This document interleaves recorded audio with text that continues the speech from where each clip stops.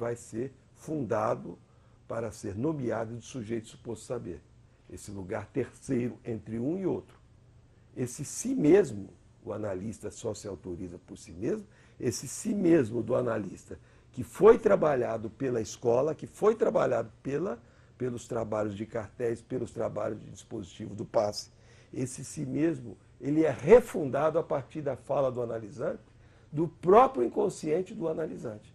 Ele vai, aos poucos, dessupondo o analista, deslocando, porque a fala do paciente se dirige ao lugar analítico propriamente dito, e não à pessoa do analista. Porque se o analista não foi bem analisado, se ele não pôde perspassar todas as suas questões inconscientes, ele ainda ocupa narcisicamente a cena analítica.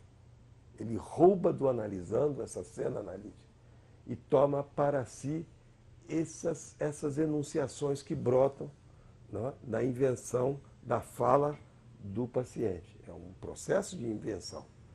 Lacan vai dizer assim, a psicanálise, ela não é transmissível, a não ser no divã.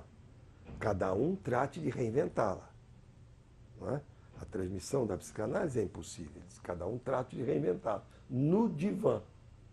É um processo de reinvenção, não de invenção, porque ele diz que Freud já inventou a psicanálise. Então é de reinvenção, que se dirige a esse lugar terceiro entre paciente e psicanalista, que será nomeado de sujeito suposto saber.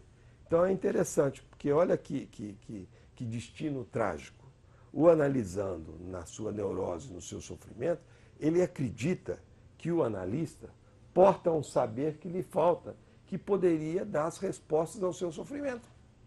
Ele acredita que o analista é o sujeito suposto saber. E o analista, ele, para que essa farsa inicial funcione, ele tem que ocupar esse lugar de sujeito suposto saber.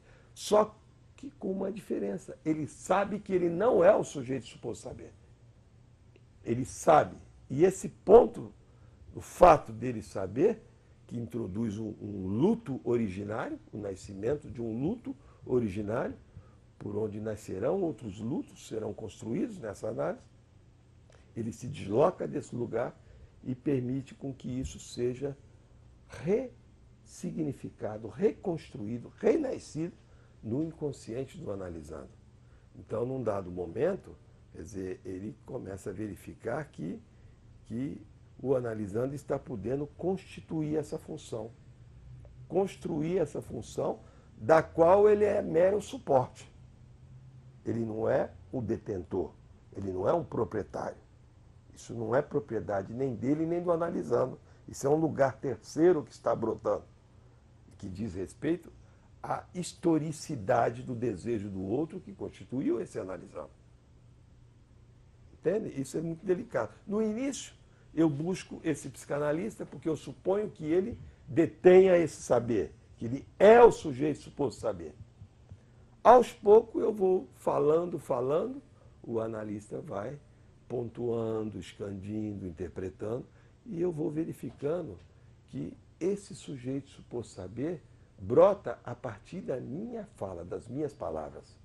Na medida que eu falo num lugar diferenciado a partir de uma transferência para um outro que não é qualquer, o psicanalista, esse sujeito suposto saber, não é, está dentro de mim mesmo, do meu inconsciente, do campo do meu desejo. Porque o desejo é algo eminentemente paradoxal e que tem a ver com o campo do gozo. É alguma coisa traumática por excelência. E aqui cria, estatela, funda lugares novos e o analista, aos poucos, vai descendo. É o descer, vai caindo dessa função, desse lugar. E o analisando vai tomando propriedade dessa função analítica que brota a partir do seu inconsciente, se ele verdadeiramente acredita no inconsciente. Essa seria uma das boas definições, por exemplo, de final de análise, quando o sujeito verdadeiramente acredita no inconsciente. Nenhum gesto, nenhum movimento, nenhuma ação, nenhum pensamento, nenhum desejo estará não é? Fora, divorciado do campo do inconsciente. O inconsciente se constituindo como alguma coisa sem sujeito. O inconsciente como saber. Porque há um determinado momento da análise em que se vislumbram efeitos do discurso analítico em que o sujeito não é mais representado por significantes. Quando se diz o sujeito é o que é representado de um significante para outro significante, ou o significante é o que representa o sujeito para outro significante, nesse momento do descer, da destituição subjetiva, esses momentos de passagem de psicanalizando a psicanalista, quer dizer, o sujeito não será mais representado por significantes. É o sujeito da pulsão. Lacan diz, sujeito acéfalo da pulsão. Não é mais um sujeito aprisionado a um objeto fixo, dependente de um objeto. É um sujeito que tem uma vida mais em liberdade, mais livre para optar, para escolher, para desejar. Mas por que é que somente isso não basta? Uma análise é necessária, mas não é suficiente. O que é esse não é suficiente? Lacan vai acrescentar essa frase alguns anos depois. O psicanalista só se autoriza por si mesmo e por alguns outros.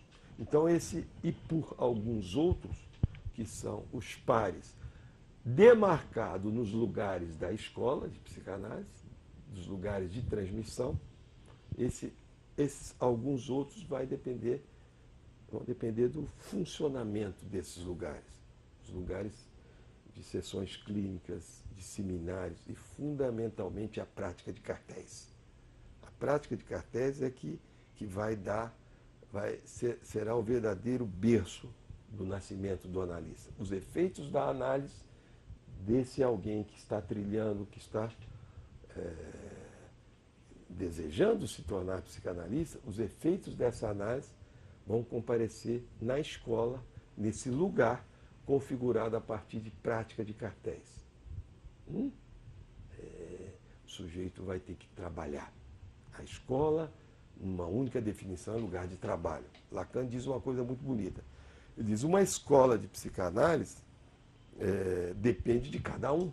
Se cada um não for responsável diante de si mesmo, ela não tem razão de ser. É uma escola que é diferente das outras escolas, diferente de tudo. Cada um deverá ser responsável, se debruçar, trabalhar nos textos. É onde realmente a gente aprende alguma coisa. Não é? Trabalhando o texto, permitindo que o texto me questione. Não é? Que essas brechas, esses intervalos, eu possa me fazer questionar. O texto de Freud é um texto esburacado.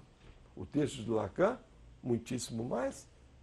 Um texto psicanalítico é aquele que te coloca para pensar, a refletir, é lugar de reflexão. Não é? Poder pensar ali onde você não é. Não é? Então, esse por alguns outros, quer dizer, não é suficiente, é porque vai depender, além dos efeitos da análise, esses restos de inconsciente que brotam com algumas frases, você vai anos a fios para descobrir uma frase que diz da sua vida, da sua história, da historicidade dos seus avós, dos seus pais e de você mesmo. Né? Esses elementos você vai colocar em questão junto do trabalho da teoria e, em dado momento, você pode solicitar o testemunho, você pode solicitar à escola a necessidade, se é necessário, de colocar a sua análise em questão, de verificação dessa análise. Como é que foi a minha análise? Como é que se deu? Por que eu busquei uma análise? Por que razão eu busquei uma análise? O que se passava comigo? Por que eu fui buscar uma análise para me tornar analista? Lacan diz, isso é uma loucura. Como é que alguém que passou pelo que passou no processo analítico deseja se tornar psicanalista? Como? Pare para pensar nesse lugar do psicanalista. Lugar de rebutalho, de resto. Esse lugar que se contrapõe incessantemente, a cada momento, ao mal-estar na civilização. Se contrapõe